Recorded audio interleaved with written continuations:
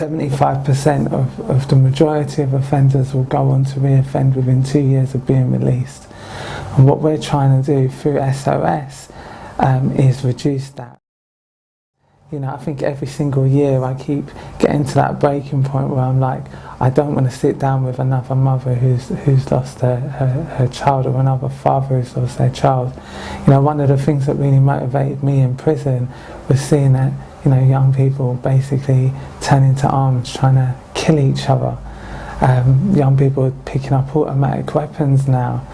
And for me, it's just like, well, hang on a second, what happens to the children? And in the same extent, it seems that by and large, by my personal view anyway, that society is turning a blind eye to it. It's almost like we're becoming desensitized to young people that are losing their lives. My name's Junior Smart. I'm the founder and project developer of SOS Gangs Project at St Giles Trust, and I'm an Ashoka Fellow. We need to create a society where the most marginalised feel like they have a vested interest in society as a bigger stake. I've seen situations where people come out of prison, it's almost like they're getting a mark of Cain, you know, like, so yeah, there you go back into society, yeah, just, we want you to take an upstanding place in society now, you know, but here's the thing, we're going to send you back to the same area with the same associates, and you're going to be given like a £47 discharge grant, and that's going to have to help you survive for up to 6 weeks before your benefit kicks in. That young person is facing immediate poverty. So SOS is a complete ex-offender-led project.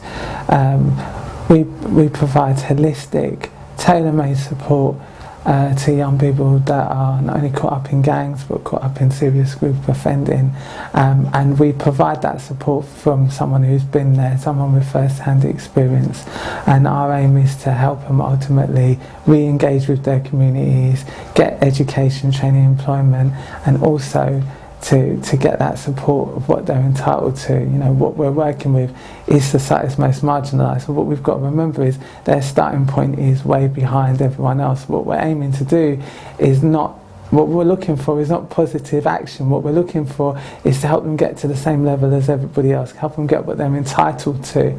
Because what we believe is if they desist from offending, you know, at that starting point they'll desist from offending, and in doing so they'll create less victims. SOS is London's largest gangs exit project. We're reaching around 600 young people. We're on target to reach 600 young people this year. SOS Plus, which goes into schools, colleges, communities, we've engaged with about 8,000 young people. That was just for last year alone.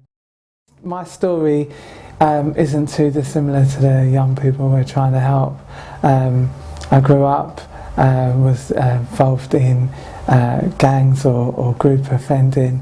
Back in 2001 I was sent down for 12 years originally for a drug-related offence, and literally in that time I decided I'd turn my life around and save as many young people that I came across as possible. And it was in that process that I really sort of built, you know, the foundations of what would be, you know, SOS project now. And I really came face to face. I always said it was like probably the most unselfish time of my life. I really came face to face with perhaps society's most vulnerable, the young people, the most marginalised.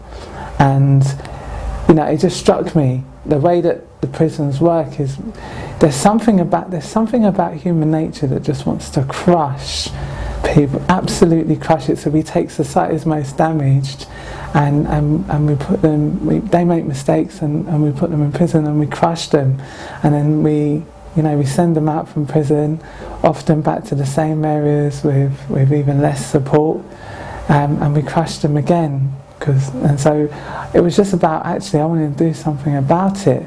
And the thing about St Giles and coming across St Giles, I was really fortunate because I was just straight out of prison, didn't have any resources, I had no business startup capital, no nothing. So coming across a charity like St Giles Trust, which not only gave me an opportunity but actually gave me that trust and responsibility, was huge, and the results speak for themselves.